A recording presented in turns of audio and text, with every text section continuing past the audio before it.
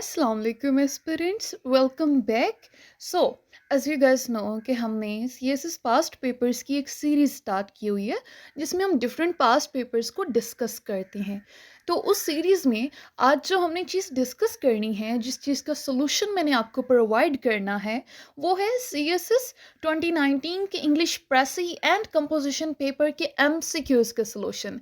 इसका जो subjective part है उसका जो सोल्यूशन है वो मैं ऑलरेडी प्रोवाइड कर चुकी हूँ। तो अभी इस वीडियो में हम बात करेंगे इसके MCQs की। ठीक है, तो चलें स्टार्ट करते हैं।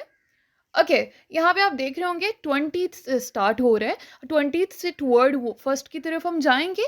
और यहाँ पे मैं आपको पहले ये बात बता दूँ, बल्कि आप लोगों को पता ही होगी कि MCQs जो होती हैं इंग्लिश प्रेसी एंड कंपोजिशन के, उसमें दो ही चीज़ें होती हैं, 10 मार्क्स के सिनोनिम्स एंड 10 मार्क्स के एंटोनिम्स। मोस्टली ये वाला जो पैटर्न है इसको फॉलो किया जाता है। ठीक है, तो जो 11 से 20 तक होंगे ये एंटोनिम्स होंगे और 1 से 10 तक वो सिनोनिम्स होंगे। चलें स्टार्ट करते हैं।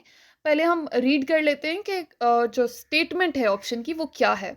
Choose the word that is the nearly most opposite in meaning.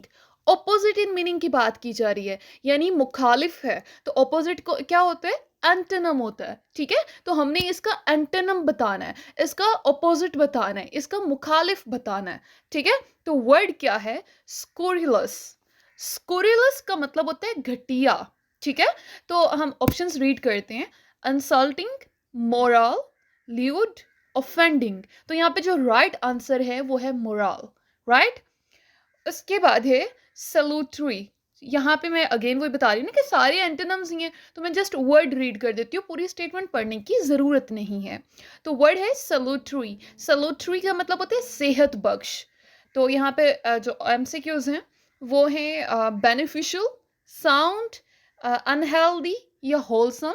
तो यहाँ पे जो राइट आंसर होगा वो होगा अनहेल्दी। उसके बाद वर्ड है डेनिग्रेट। डेनिग्रेट का मतलब होता है स्याह करना या बदनाम करना या बुरा कहना। फाइन, तो यहाँ पे जो ऑप्शंस हैं वो है कॉम्प्लीमेंट, डिफेम, स्लैंडर, इम्पेगन। तो यहाँ पे हमने क्योंकि एंटोनिम बताना है तो एंटोनिम होगा कॉम्प्लीमेंट। उसके बाद वर्ड है इनफ्रेंचाइज। इनफ्रेंचाइज का मतलब होता है आज़ाद करना। तो ऑप्शंस यहाँ पे है इम्पावर, रिस्ट्रेन, लिबरेट या नेचुरलाइज। तो यहाँ पे जो राइट आंसर होगा वो होगा रिस्ट्रेन। उसके बाद है कॉन्वोल्यूटेड। कॉन्वोल्यूटेड का मतलब होता है लिपटा हुआ। ठीक है, या टेढ़ा मेढ़ा। फाइन, तो यहाँ पे ऑप्शंस हमारे पास हैं पजल्ड, इंट्रिकेट, स्ट्रेट फॉरवर्ड या नन ऑफ दीज। तो पजल तो इसका सिनोनिम आ जाएगा, तो स्ट्रेट फॉरवर्ड इसका एंटोनिम है। उसके बाद है स्ट्रीडेंट। स्ट्रीडेंट का मतलब होता है तेज और सख्त आवाज का। ठीक है, लाउड एंड हार्श साउंड। तो यहाँ पे अगर हम देखें ऑप्शंस को तो वो है लाउड, ये तो सिनोनिम हो गया फॉर श्योर, क्वाइट, ब्लैटेंट या होआर्स। तो यहाँ पे राइट जो आंसर है वो है क्वाइट। उसके बाद है ओब्लिटरेट। ओब्लिटरेट का मतलब होता है मिटा देना, खत्म कर देना, निस्तो नाबूद कर देना। MCQs के जो ऑप्शंस हैं हमारे पास हैं ऑब्सक्योर, कंस्ट्रक्ट, एलिमिनेट या नन ऑफ दीज। तो राइट आंसर होगा कंस्ट्रक्ट। उसके बाद है मेलनखोली। मेलनखोली का मतलब होता है उदासी। तो यहाँ पे MCQs ऑप्शंस हैं हमारे पास ग्लूमी, पेंसिव, चीयरफुल, मिर्थलेस। तो राइट आंसर क्या होगा, ऑफ कोर्स चीयरफुल। उसके बाद है अनोमली। अनोमली कहते हैं या तो गलती को या बेकायदगी को। तो ऑप्शंस हमारे पास हैं abnormality, इनकंसिस्टेंसी, रेगुलरिटी या डेविएशन। तो राइट आंसर होगा रेगुलरिटी, बाकायदगी।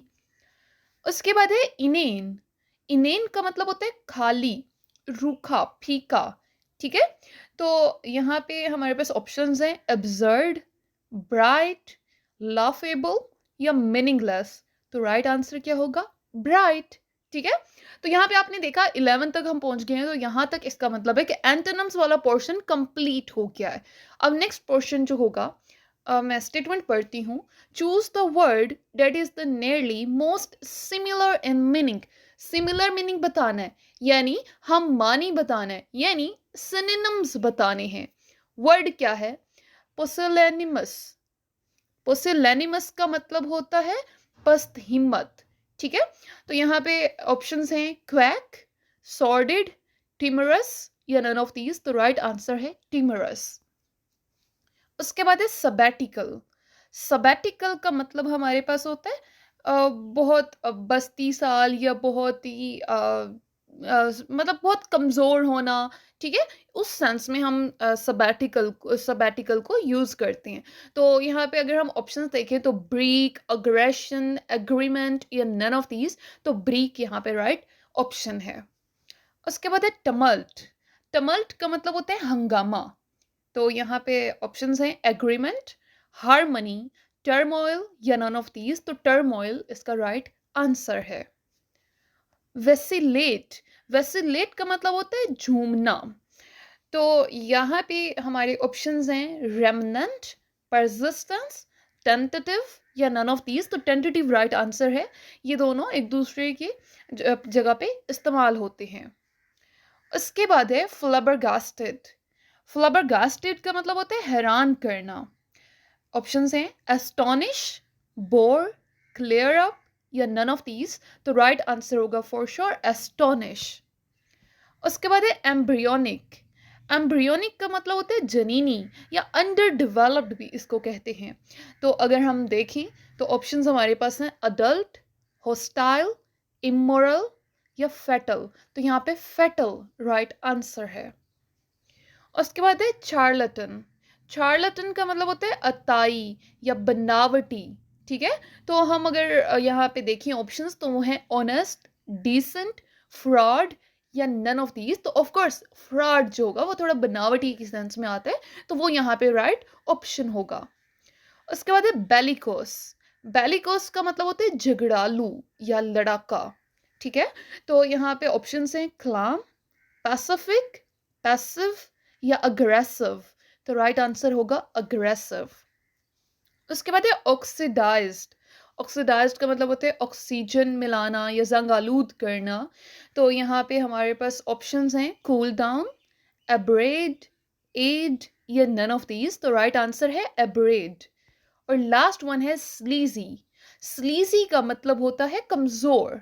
ठीक है, तो यहाँ पे अगर हम देखें मीनिंग्स तो वो हैं फाइन, ऑप्शन सेकंड है रिस्पेक्टेबल, करप्ट या नन ऑफ दीज। तो फॉर श्योर यहाँ पे जो इसके सिमिलर जो मीनिंग देता है वो है corrupt. And that's it. I hope कि ये चीज़ें समझ आ गई हैं। नहीं आई हैं तो कमेंट बॉक्स में आप लोग पूछ सकते हैं। Thank you.